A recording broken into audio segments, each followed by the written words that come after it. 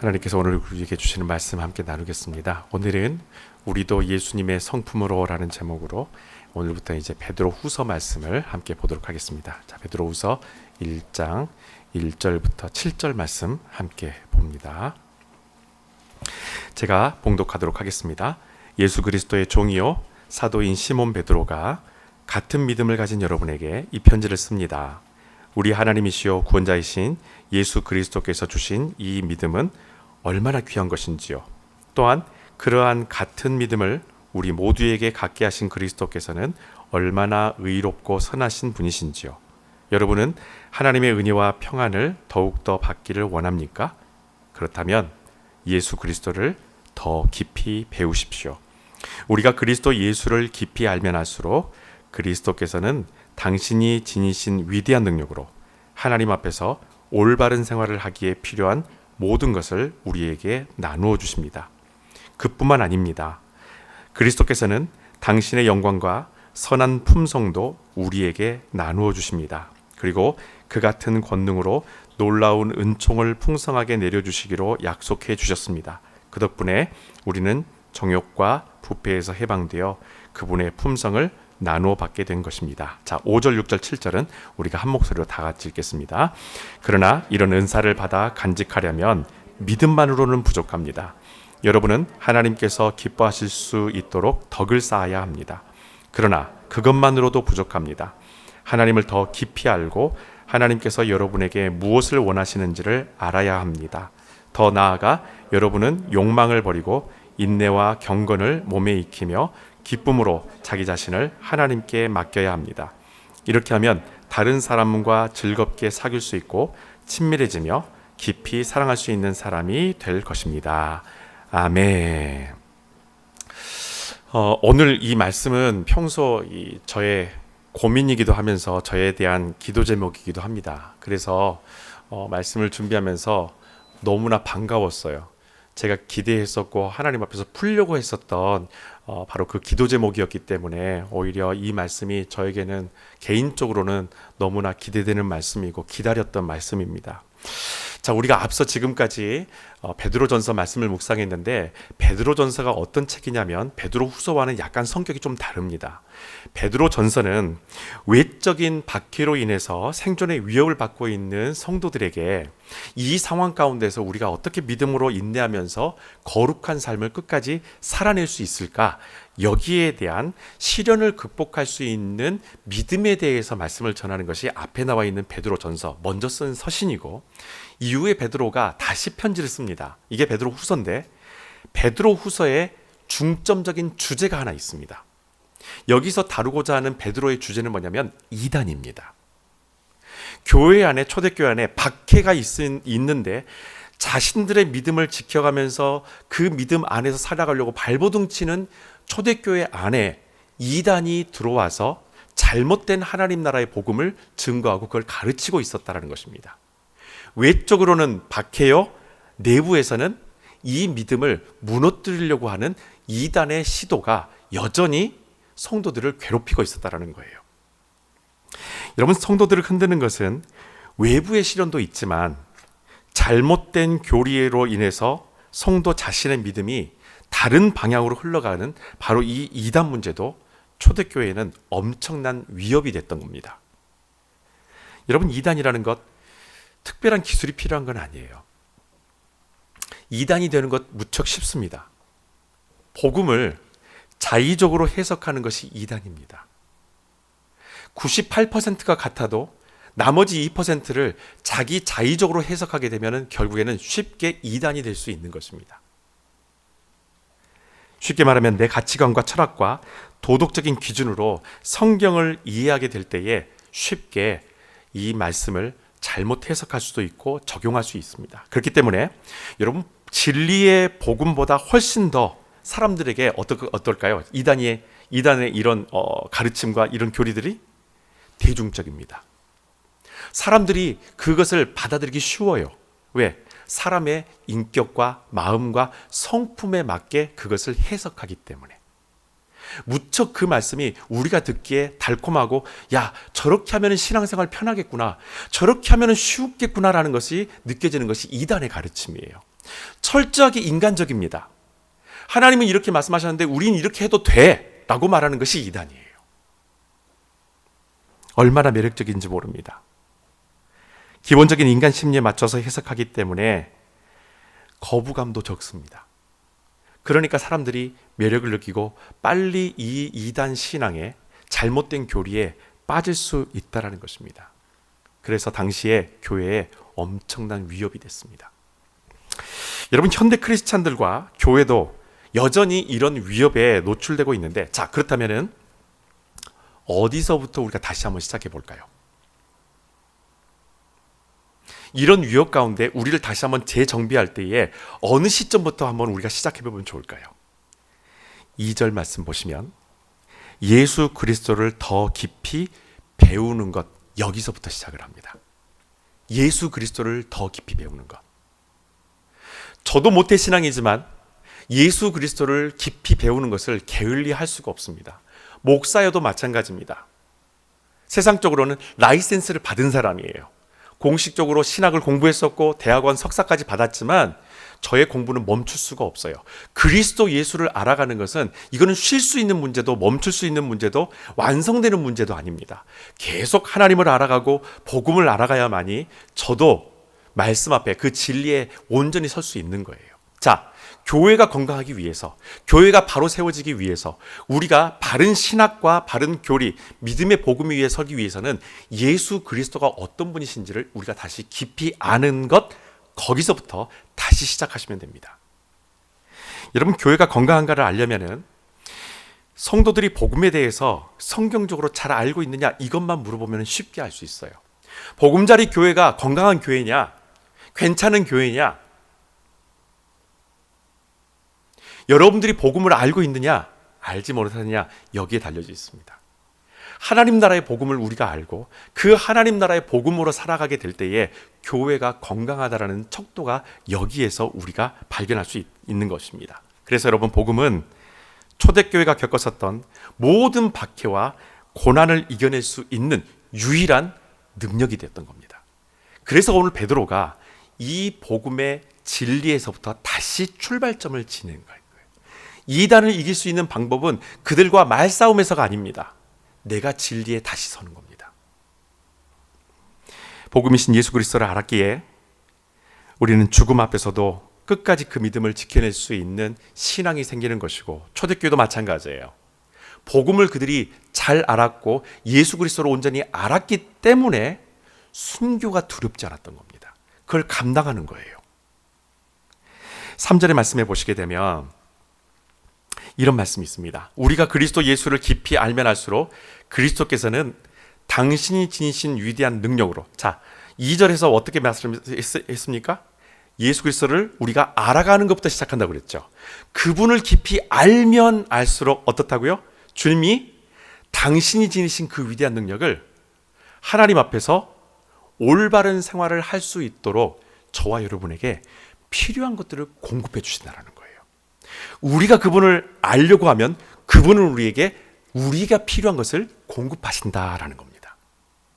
그래서 베드로는 예수 그리스도를 당신이 알아야 합니다. 당신을 공급하시는 분이 어떤 분이신지를 알아야 합니다. 어떻게 당신을 공급하시는 분인지를 알아야 합니다. 당신을 어떻게 온전히 세우실지 그분을 당신이 아셔야 합니다. 그래야만이 당신을 세우실 것입니다. 이게 베드로의 진리예요. 그러면 하나님 앞에서 올바른 생활을 하기에 필요한 것을 주신다고 그랬는데 그것이 과연 뭘까요? 예수 그리스도의 성품입니다. 오늘 성경에 나와 있는 그것을 주시는 거예요. 우리에게 필요한 것, 저와 여러분에게 지금 필요한 것은 예수 그리스도의 성품이에요. 여러분, 예수님의 성품은 단순히 인간적인 캐릭터를 말하는 것 아닙니다. 요즘에 유행하고 있는 MBTI를 가지고도 예수님의 성품에 대해서 얼마든지 유형 검사할 수 있어요. 여러분, 복음서 읽으시다가 여러분들이 그 복음서를 기준으로 해서 한번 집에서 심심풀이로 예수님 성격 유형 테스트 한번 해보세요. 어떤 성격인지, 이분이 언제 화를 내고 갑자기 이분을 어떤 상황에서 화를 냈고 어떨 때 참아왔으며 어떤 상황 가운데서 이런 사람들과 대화하고 어떤 방식으로 그들과 어울렸는지 한번 유심히 보면 뭔가는 나와요. 얼마든지 MBTI를 가지고 예수님의 성품을 연구할 수는 있습니다. 하지만 인간의 성격에 대한 연구는 인간이 어떤 특정한 상황에서 그 사람이 그 상황 가운데 그 사람만이 드러낼 수 있는 독특한 어떤 성격의 패턴을 가지고 그 사람을 연구하고 그 사람에 대해서 이렇다라고 얘기할 수 있는 것이 바로 그것이 세상 학문으로서의 성격 유형 검사예요. 그 상황이 되게 되면은 그 성격이 그냥 나오는 거예요. 그 상황 가운데 들어가게 되면요, 그 사람은 그런 패턴을 보이는 어떤 성격을 자연스럽게 드러내는 겁니다. 복음은 달라요. 복음은 그 상황 가운데서 당연히 저 사람이 저렇게 하겠지라는 것을 뛰어넘는 것이 복음이에요. 모든 사람이 그 사람은 이런 상황에 들어가게 되면 이렇게 행동할 거야 라고 알고 있었는데, 복음 안에 들어가 있는 사람은 그 모든 기대를 다 무너뜨려 버린다는 겁니다. 뛰어넘는, 초월하는 그 능력으로 그 상황을 다시 마주하는 거예요. 여러분, 흔히 이런 말씀 많이 들어보셨죠? 크리스찬들은 달라야 돼, 남들과. 크리스찬은 다른 사람하고 달라야 돼. 저 어렸을 때 정말 많이 들어왔었어요. 여러분, 이 말은 사람이라면 어떤 상황에 처하면 그 상황에 대한 예상되어지는 행동 패턴이 있는데, 크리스찬은 그 패턴을 따르지 않는다라는 의미예요. 크리스찬은 다르다라는 거예요. 그래서 위기의 순간에 인간은 내 자신의 성품과 마주하게 됩니다. 잠재되어 있었던 내 성품을 이 위기의 순간에 나를 만나버리게 되는 거예요. 당연하기도 하지만 그래서 무척 당황스러우실 겁니다. 속된 말로 성격 나오네, 이 말이 거기서 나오는 거예요. 이 상황에 딱 들어가니까 진짜 내가 보이는 거예요. 성격 나오네, 나네. 이런 내 모습이 싫어요. 미울 때가 있어요. 자, 여러분, 제가 설교 말씀을 묵상하다가 메모를 되게 많이 합니다. 그때마다 제 마음에 주셨던 생각들에 대한 메모들을 하는데, 최근에 제가 메모했던 것들, 이 말씀들을 묵상하고 기도 제목을 가지고 이게 나아갈 때에 제가 메모했던 한 줄이 딱 있어요. 내 자신이 밉다. 이런 내 모습을 발견하게 될 때, 인간적인 내 모습을 발견하게 될 때 내 자신이 밉다가 한 줄에 딱 나오는 거예요. 믿음이 있는 사람은 위기의 순간에 내 안에 있는 예수 그리스도를 마주해야 합니다. 나를 보지 말고 내 안에 역사하시는 그 예수 그리스도, 내가 알고 있는 예수 그리스도를 마주봐야 돼요. 이것이 신앙생활을 하는 크리스찬들의 다른 모습이에요. 여러분, 이단이 절대 따라할 수 없는 것이 바로 이것입니다. 복음은 그 자체가 능력이에요. 그래서 베드로는 주님께서 성도들에게 4절의 말씀에 보시게 되면 그 같은 권능으로 놀라운 은총을 풍성하게 내려주시기로 약속해 주셨다라고 얘기를 해요. 우리 주님께서 성도들에게 그 같은 능력으로 놀라운 은총을 그들에게, 주님을 알고자 하는 자들에게 풍성하게 부어주시기로 약속하셨다. 자, 그러면 구체적으로 뭡니까 그게? 그 덕분에 우리는 정욕과 부패에서 해방되어서 그분의 품성을 나누어 받게 되었습니다 라고 얘기를 해요.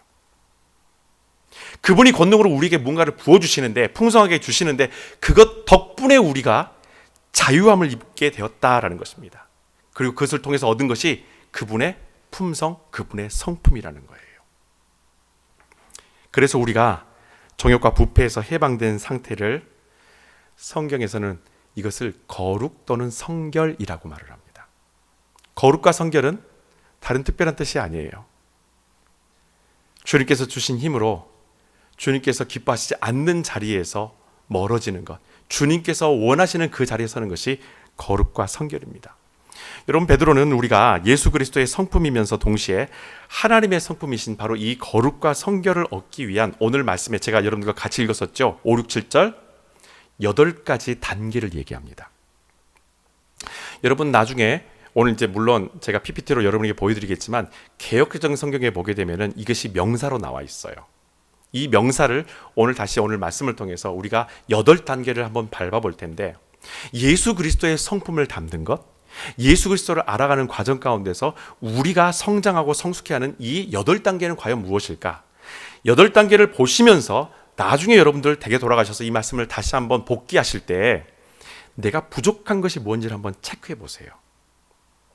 8가지 중에 몇 가지가 아마 나올 겁니다.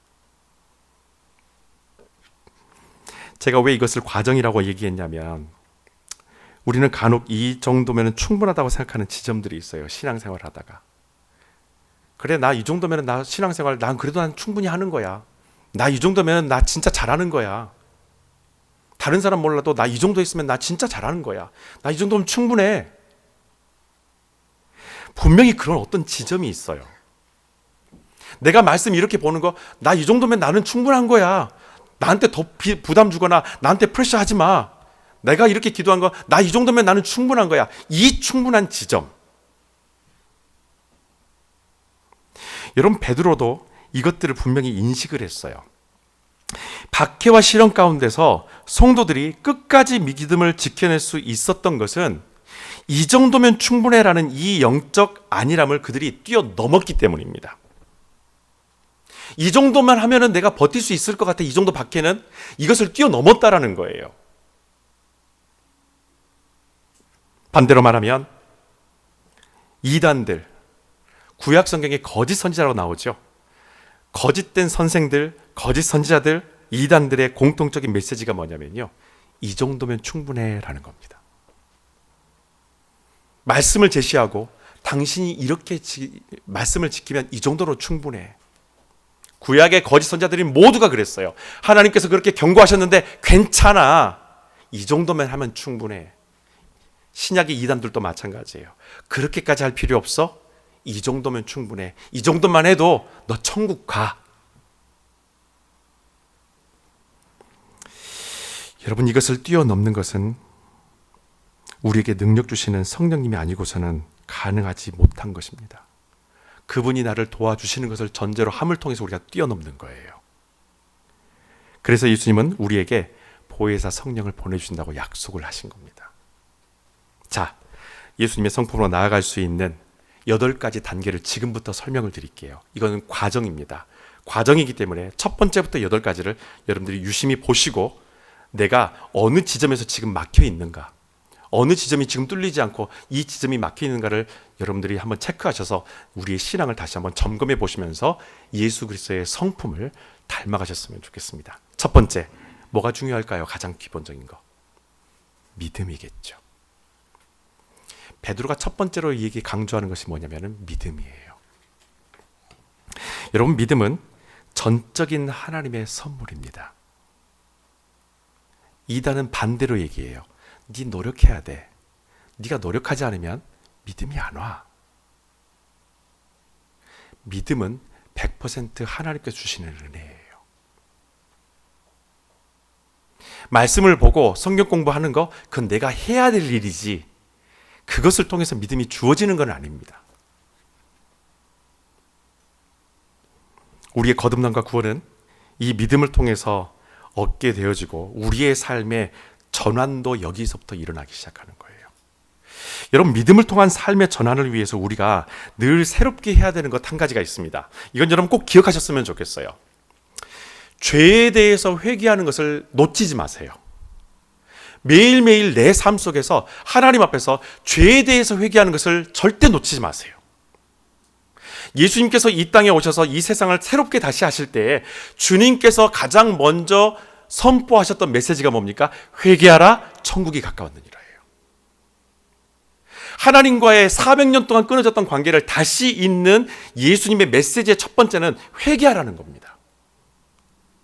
너 자신을 인정하라는 거예요. 자, 오늘 여러분들 오실 때 이쪽 주차장에 주차하신 분들 쓰레기 잔뜩 있죠.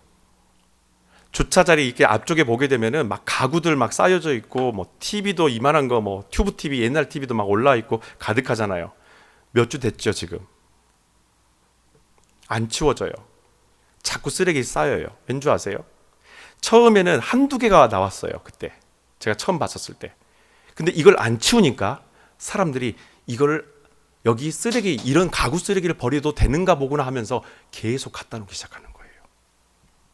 누군지도 몰라요. 누가 갖다 놨는지. 지금 저렇게 돼버린 거예요. 심지어 몇 주 전에는 어떤 픽업 트럭이 밤에 와가지고 여기서 엔진 오일 갈고 도망가 버렸어요. 오일을 흥건히 그렇게 해놓고 엔진 오일 간 것까지 통을 그대로 놔두고 도망가 버린 거예요. 쓰레기가 있는 것을 치우지 않으니까 계속 쓰레기는 쌓입니다. 여러분, 죄가 바로 그렇게 돼 있는 거예요.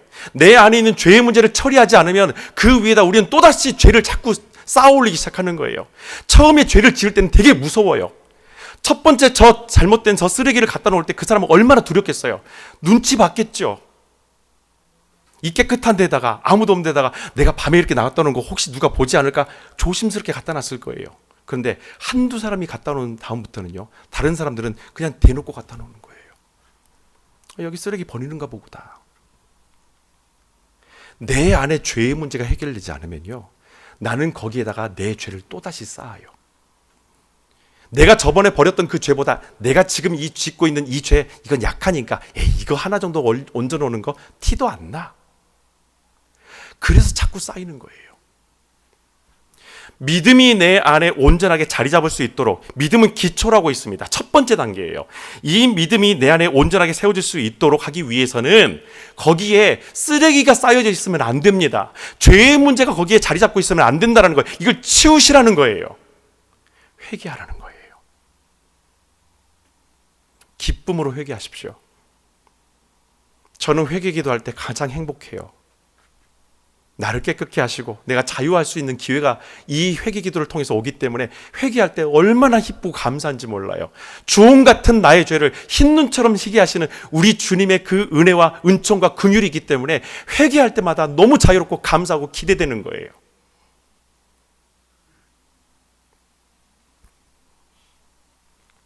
죄에 대한 회개와 믿음에 대한 갈망은요, 동시에 일어납니다. 그래야 온전한 믿음이 우리에게서 자리를 잡아요. 여러분, 우리가 예수 그리스도의 성품을 얻기 위해서는 이 믿음이라는 기초의 반석 위에 그 다음부터 차곡차곡 하나씩 무엇인가 쌓아져 가야 돼요. 그것이 뭐냐면 두 번째, 바로 덕입니다. 베드로는 거기 위에 그 믿음으로 다 된 건 아니다라고 얘기를 해요. 예수 그리스도를 안 믿는 사람은 없어요. 그런데 예수 그리스도를 믿는데도 불구하고 믿는 사람처럼 행동하지 않는 사람이 문제라는 거죠. 그래서 베드로가 하는 얘기가 뭐냐면 그 믿음 위에, 그 건강한 복음의 믿음 위에, 진리의 믿음 위에 덕을 쌓으십시오. 제가 여러분 오늘 PPT에다가 영어를 좀 썼어요. 영어의 내용과 그 한국말의 이 뜻을 한번 보시면 약간 괴리감이 느껴질 거예요. 덕? 근데 왜 엑셀런스야?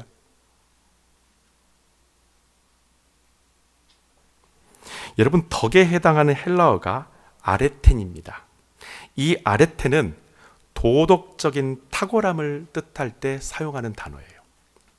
그래서 엑셀런스예요. 우리에게 탁월함을 우리에게 요구하는 겁니다. 그 믿음 위에 그냥 당신이 일반적인 세상적인 도덕을 쌓으라는 것이 아니라 초월하는 덕을 쌓으라는 거예요.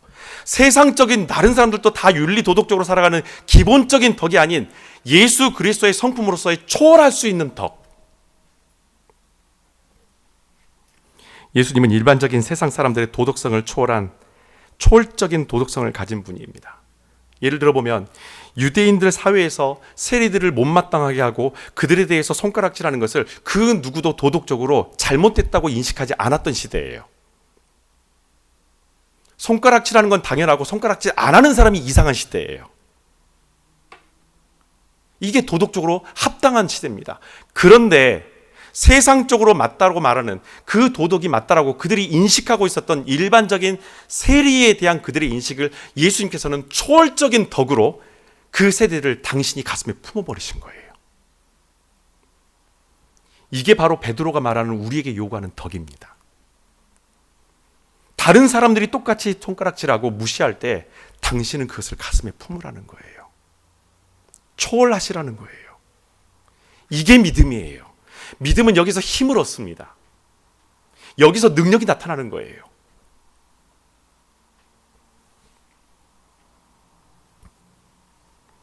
예수님이 세리들에게 보이신 이 덕은 세상의 기준을 뚫고 들어가서 모두를 구원하신 초월적인 덕입니다. 때로는 믿음은 있지만 덕스럽지 못한 크리스찬들 때문에 교회가 세상으로부터 비난과 멸시를 당할 때가 있어요. 그럼에도 불구하고 기독교가 로마를 변화시킬 수 있었던 것은 믿음 위에 하나님의 초월적인 덕을 그들이 세웠기 때문입니다. 초대교회 성도들은 그 초월적인 덕을 가지고 외부에서 내부에서 계속해서 시달림에도 불구하고 그 믿음으로 초월할 수 있는 초월적 도덕을 가지고 그 덕을 가지고 이 세상을 살아갔다는 거예요. 그러니 로마가 안 변할 수가 없겠죠. 여러분, 하지만 이마저도 복음에 대한 지식이 채워지지 않으면은 결국에 어느 시점이 딱 되게 되면요, 한계가 느끼면서 타협하게 되고 지쳐버리게 됩니다. 초월적인 덕을 내가 가지고 살아야 되기 때문에 상당히 많은 에너지가 소모가 돼요. 영적으로도 그렇고 심적으로도 그렇고 상황적으로도 많은 에너지를 소모해야 되는데 이게 내 힘으로 되지는 않는다는 거예요. 그래서 베드로가 얘기하는 것은 뭡니까? 믿음의 반석 위에 덕을 쌓는데 그 초월적인 덕이 힘을 계속 받을 수 있도록 하기 위해서 지식을 쌓으라는 겁니다. knowledge. 하나님에 대한 지식을 쌓으라는 거예요. 이 지식이 공급돼야만이 이 덕이 힘을 얻기 시작합니다. 여러분, 앞서 베드로전서 5장 5절에 베드로가 청년들에게 이런 얘기를 합니다. 여러분은 장로들의 지도를 따르라. 권면을 합니다. 장로들의 지도를 따르라. 여기서 말하는 장로는 누굴 말합니까? 베드로 자신을 얘기하는 거예요. 5장 1절에 보면은 베드로가 나는 장로다. 장로인 나는이라는 얘기가 나와요. 다시 말하면 베드로가 말하는 이 장로는 예수 그리스도의 죽음과 삶과 부활을 알고 그것을 복음을 진리를 전할 수 있는 사람이 바로 장로 또는 사도라는 겁니다. 그들의 지도를 받으라는 거예요.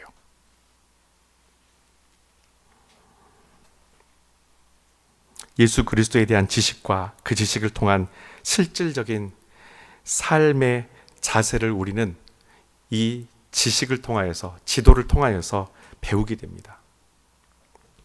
여러분, 우리는 말씀을 배우고 읽고 깨닫는 것을 멈추지 말아야 합니다. 이 정도면 됐어? 이 정도면 충분해? 그렇지 않아요. 그 순간에 여러분이 넘어지는 거예요. 그 순간에 우리가 무너지는 거예요. 바울은 고린도전서 10장 12절에 이런 이야기를 합니다. 다 같이 한번 읽어보겠습니다. 그런즉 선줄로 생각하는 자는 넘어질까 조심하라. 이쯤이면 되겠지. 아니람이 우리를 넘어지게 만드는 믿음과 그 덕을 완전히 한순간에 무너지게 만드는 교만이라는 겁니다.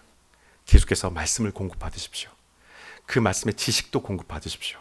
그래야 우리 안에 있는 이 초월적인 덕이 능력이 나타날 것입니다. 여러분, 사람은 지식과 깨달음이 넘칠수록 겸손해져야 해요. 그런데 오히려 자신의 지식과 실력에 도취되어서 때로는 일을 그르칠 때가 있습니다. 그래서 베드로가 지식이 더해지면 더해질수록 그 다음에 중요한 것 한 가지를 이야기합니다. 절제할 줄 알아야 된다, 여기에요. 많은 인풋이 있어요. 하나님의 정말 지식, 말씀에 대한 지식, 신학적 지식, 말씀에 대한 여러 가지 다양한 어떤 것들을 경험하게 되고 체험하게 되는데 그 순간에 나를 넘어뜨리게 만드는 것들이 분명히 있다라고 말을 합니다. 그래서 여기에서 한번 브레이크를 걸어줘요. 셀프 컨트롤하라는 겁니다. 당신을 절제시킬 수 있는 것이 있어야 된다. 여러분, 절제라는 단어 딱 들어보시면 분위기가 어떤가요? 절제, 가만히 있어야지. 절제, 참아야지. 조용히 있어야지. 그게 절제인가요? 여러분, 절제는요, 단어에서 풍겨지는 분위기와는 정반대의 엄청난 힘을 갖고 있는 것이 절제입니다. 절제는 아무나 못하는 거예요. 야식 절제돼요? 힘들어요. 그렇죠? 운전하다가 짜증날 때 있잖아요. 절제돼요? 야, 이것도 힘들어요. 절제는 그냥 가만히 있는 것이 아닙니다. 엄청난 파워와 에너지를 소모하는 것이 절제예요. 성령의 열매 가운데도 담겨져 있는 것이 절제인데 자기 자신에 대한 적극적인 자제력이 바로 절제를 말하는 겁니다. 언제 어떻게 도별할지 모르는 내 자신을 향해서 믿음으로 강제력을 행사하라는 거예요. 믿음으로. 너 자신에 대해서. 너 자신도 네가 어떻게 될지 모르면서 네가 어떤 행동을 할지 어떤 말을 할지 모르겠지만 너 자신을 그 믿음으로 말씀으로 예수 그리스도의 성품으로 너를 강제력을 동원해서 잠잠케 하라는 겁니다. 여러분 이 절제력이 없었으면 분명히 크리스찬들은 로마에 혁명을 일으켰을 거예요. 안 참았을 겁니다. 그 핍박을. 어마어마한 숫자를 이미 갖고 있었기 때문에 기독교가 얼마든지 나라를 정복할 수 있고 대항할 수 있어요. 근데 그들은 엄청난 힘을 가지고 더 강력한 절제력을 가지고 믿음 안에서 자기의 삶을 꿋꿋이 살아갑니다. 여러분 그리스도 안에 얻게 되는 이 자유를 자유분방함과 혼동하지 않으셨으면 좋겠습니다. 크리스찬들이 잘못 사용하고 있는 것 중에 하나가 뭐냐면 자유함과 자유분방함이에요. 특히 이단들에게 진리에 대한 자유분방한 해석 적용이 나타나고 있었기 때문에 더더욱이 믿음에 대한 절제, 삶에 대한 절제, 말씀에 대한 내 삶의 적용에 대한 여러 가지 실질적인 절제가 필요했다는 겁니다.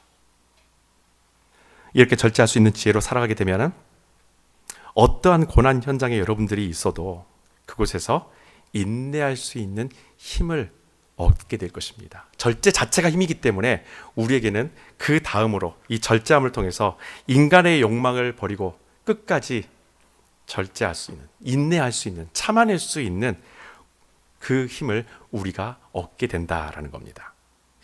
자, 여러분 인내라는 이 단어는 한국말로 표현되어 있지만 사실 이 원어적인 단어로서는 두 가지 뜻을 갖고 있어요. 하나는 under라는 뜻을 갖고 있습니다. 뭐뭇 아래에. 뭐뭇 아래에. 그리고 또 하나는 동사의 뜻을 갖고 있는데 remain이에요. 머무르다예요. 인내라는 것은 어렵고 힘든 상황 아래에서도 그 자리에 끝까지 머물러 있는 것을 인내라고 말을 합니다. 주님께서 주셨던 우리의 자리가 무엇입니까? 첫 번째 단계 믿음의 자리겠죠. 그 믿음의 자리에서 벗어나지 않는 거예요. 이게 인내예요. 어떤 상황이 와도 나는 이 믿음을 저버리지 않는다. 그러면 그 믿음 위에 덕이 있으니까 덕스러운 행동을 하겠죠. 그 덕을 통하여서 우리는 지식을 쌓게 될 것입니다. 그 지식 위에 절제를 쌓게 될 것이고 그 절제를 통하여서 우리는 인내할 수 있는 힘을 얻게 되는 거예요. 인내는 인간적인 끈기가 아닙니다. 내 힘과 의지에서 나오는 것이 아닌 하나님을 향한 굳은 믿음에서 나오는 것이 성경적인 인내입니다. 뿐만 아니라 이단들이 현혹시킬 때에도 끝까지 진리의 복음 앞에 서는 것이 그것이 크리스찬의 인내예요. 믿음을 지킨다는 것은 바로 이런 인내를 말하는 겁니다. 어떠한 이야기가 들어와도 어떤 사람들이 나에 대해서 현혹을 시켜도 믿음으로 그대로 그 자리를 지켜내는 거예요. 이렇게 믿음으로 그 자리를 지키는 인내함이 무엇으로 이어지냐면 삶의 경건으로 이어져요. 여러분 경건은 예수님의 성품을 담는 것입니다. 경건 딱 하게 되니까 조용히 있는 게 경건인가? 말수를 줄이는 게 경건인가? 행동을 좀 덜 하는 게 경건인가? 느리게 걷고 천천히 걷는 게 경건인가? 다른 사람보다 조금 더 과묵해지는 게 경건인가? 여러분 경건은 정반대입니다. 경건은 그것이 경건이 아니에요.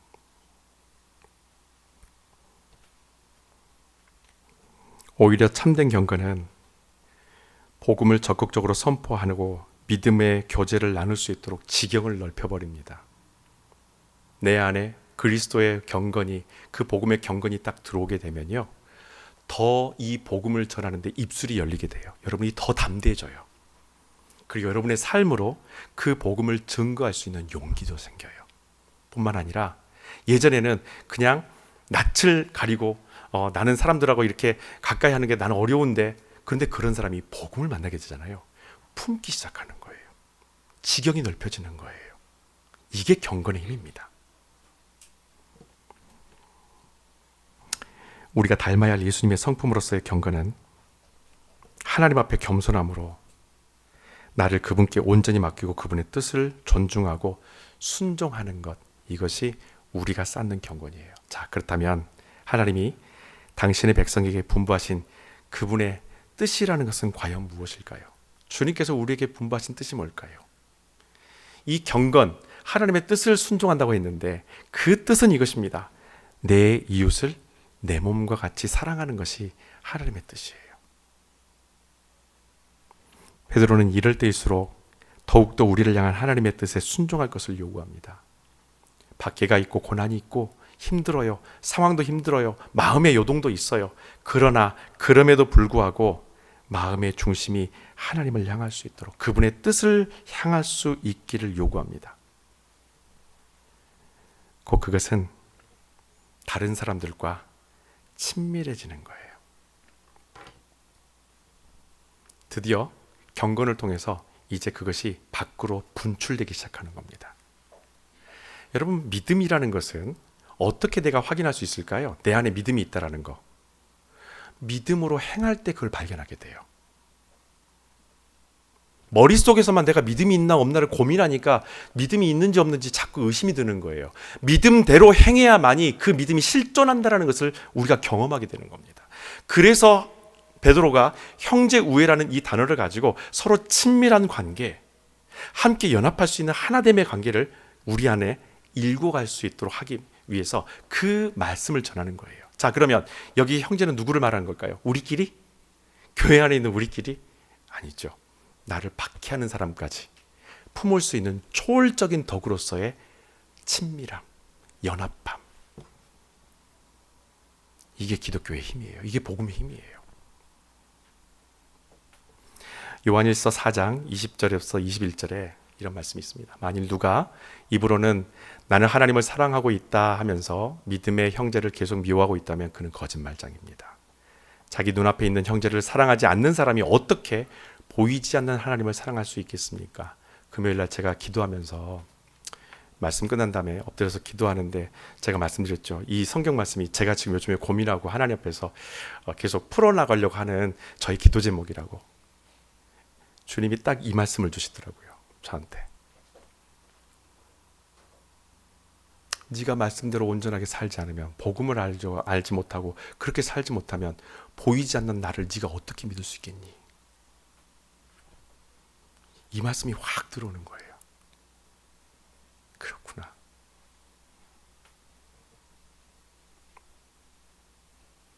주님을 보고 주님을 만날 수 있고 그분이 존재하시는 것을 경험할 수 있는 것은 내가 세상을 향해 나아가는 거구나. 그분의 말씀 붙들고 그분의 성품을 가지고 그들에게도 들어가는 것이구나.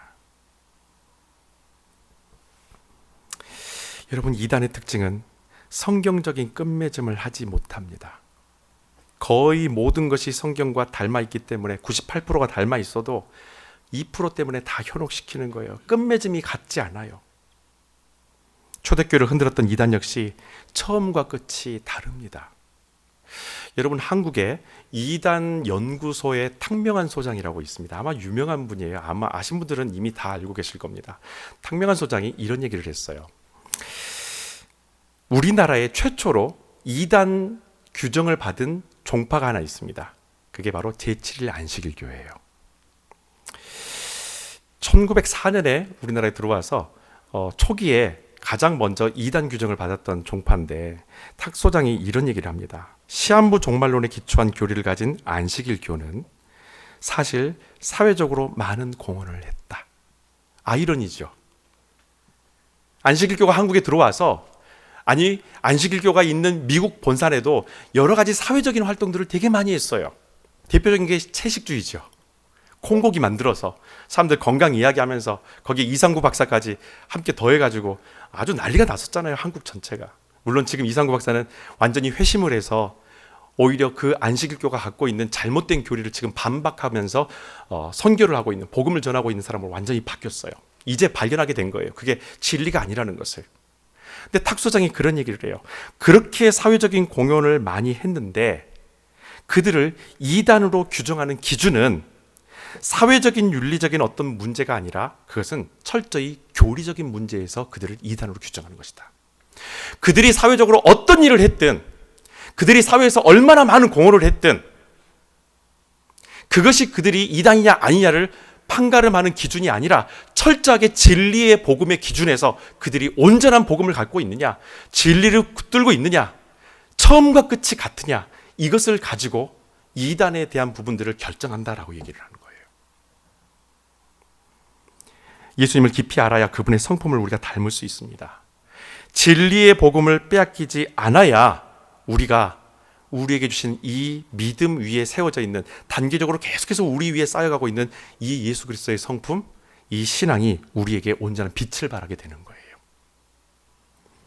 예수님은 우리를 형제와 자매로 부르시고 그분의 십자가를 통하여서 그 사랑을 완성하셨어요.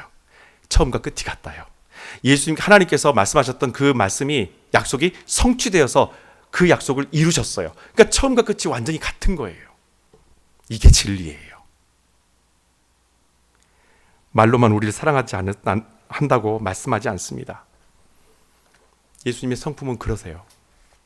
이분은 당신의 말로 약속하신 것은 죽음을 통해서라도, 생명을 통해서라도 지키는 분이에요.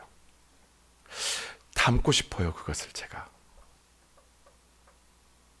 생명의 위협을 받으면서 신앙생활을 하고 있지는 않지만 지금 내가 하나님 앞에서 내 스스로의 영적 생명을 단축시키는 일은 없지 않나. 그래서 예수님의 성품은 그분의 사랑으로서 완전하게 완성이 됩니다. 다시 한번 이렇거나 외면됐던 것들이 있는지 여러분 8가지 단계를 통해서 한번 정리해 보십시오. 어떤 한 지점이 막히게 되면요, 그 다음에 연결이 잘 안 돼요. 제일 끝에 형제 사랑하고 누군가를 사랑한다? 중간에 뭔가 잘 막혀져 있으면요, 그게 온전한 사랑은 아니에요. 베드로후서 1장 말씀 보면서 오히려 제가 너무나 감사했어요. 하나님 정말 감사합니다. 그냥 좋은 것만 중요한 것만 동그라미 치면서 신앙생활하지 않고 진리의 복음이 어떤지, 얼마나 정교하고 얼마나 완성도가 있는지 이 진리의 복음을 만나게 해주셔서 정말 감사합니다. 하나님,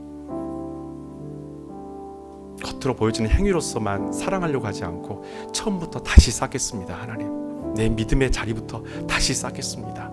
내 믿음의 자리에 쓰레기가 하나님 죄처럼 쌓여져 있습니까? 그거 다 치우겠습니다. 더 이상 다른 쓰레기들이 내 안에 들어오지 못하도록 죄의 쓰레기 다 치우겠습니다. 거기에 하나씩 하나씩 당신을 쌓아주십시오. 당신의 성품을 내 안에 쌓아주십시오. 그 주님을, 그 성품을 함께 만나는 복음의 세대가 되시기를 주님의 이름으로 축원합니다. 기도하겠습니다.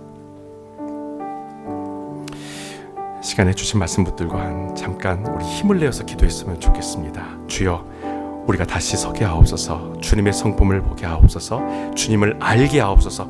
우리 주님을 깊이 알게 하여 주시옵소서. 그래서 아버지 하나님, 이 혼탁한 시대 가운데, 이 영적으로 혼란한 시대 가운데에서 진리의 복음을 붙들고 살아가는 우리 보금자리 성도들이 될 수 있도록, 우리 가정이 될 수 있도록, 우리 교회가 될 수 있도록 주여 역사하여 주시옵소서. 함께 성령님의 도우심을 구하면서 힘있게 기도하기를 원합니다. 기도하겠습니다. 할렐루야. 아버지 하나님 감사합니다. 주여, 우리를 붙들어 주시고 주의 은혜 가운데 서게 하심을 감사합니다.